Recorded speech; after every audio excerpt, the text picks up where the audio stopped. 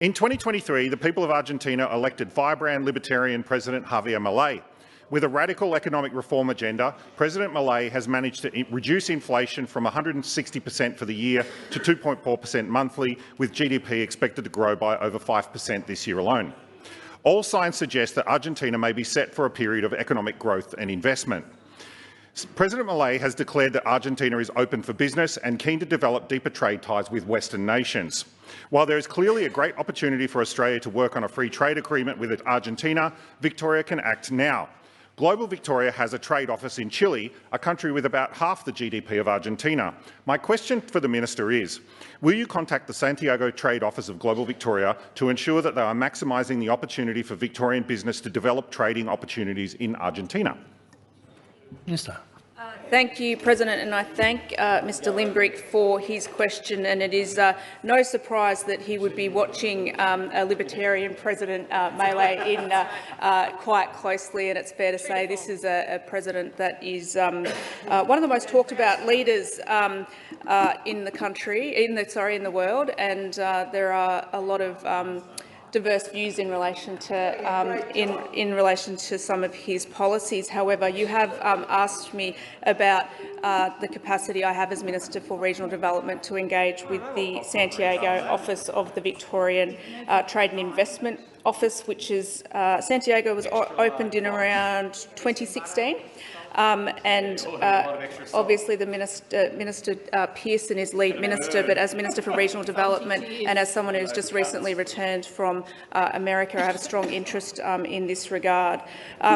The Victorian government is committed to deepening engagement with a range of countries, but obviously Latin America is certainly one of the areas that we are particularly interested in strengthening our trade and business links, and that is the whole reason that we set up the Santiago office in the first place.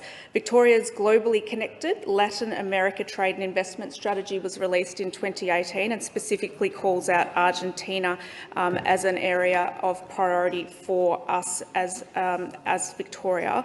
When it comes to the opportunities and the key sectors that we look to work with Latin America on, it would be in relation to sectors of agri-food, energy and mining, advanced manufacturing and technology. And I think the MET sector in particular was one of the driving forces for setting up the office there. And I had some experience in my former portfolio as the Minister for Resources. There are ongoing opportunities for Victoria exporters to engage with Latin America to continue to diversify their markets. Increased collaboration between Victoria and Latin America, including Argentina, to support the global energy transition is a topic of conversation. Growing engagement between Victoria and the universities in Latin America is something that is proving particularly fruitful, I guess, in terms of the amount of international students that are starting to come from that region in particular. I was with Nigel Warren when I was in New York. He is the Commissioner to the Americas and holds a responsibility for Victoria's interests in Latin America as well. He was previously on the board of the Department of Foreign Affairs and Trades Council on Australia and Latin America relations and was previously posted in Santiago.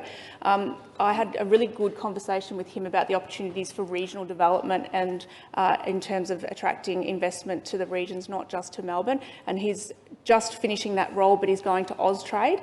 So he'll be particularly valuable in that new role in relation to strengthening the relationships between Victoria and South America, Minister, particularly Argentina. Time's expired. Mr Limbrick, supplementary.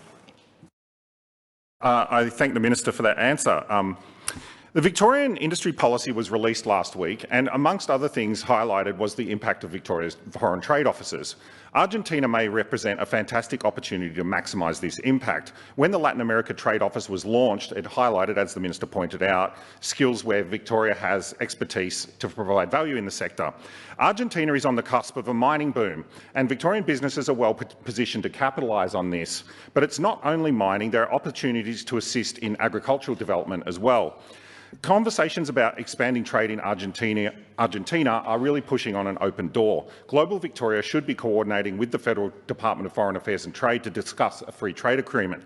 My question for the Minister is, will you ensure that Global Victoria publishes an update on activities in Argentina?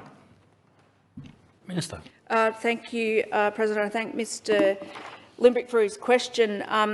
My understanding is that Global Victoria publish information quarterly. I'll have a close look at that to see if there's any sort of greater detail that picks up some of the suggestions that you make.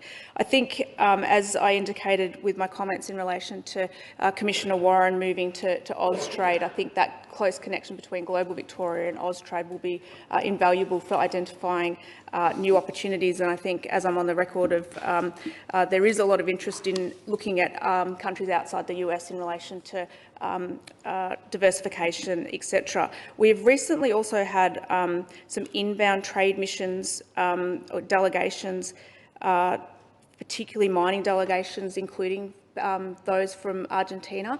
I don't have the details of that inbound mission. I just know that it happened.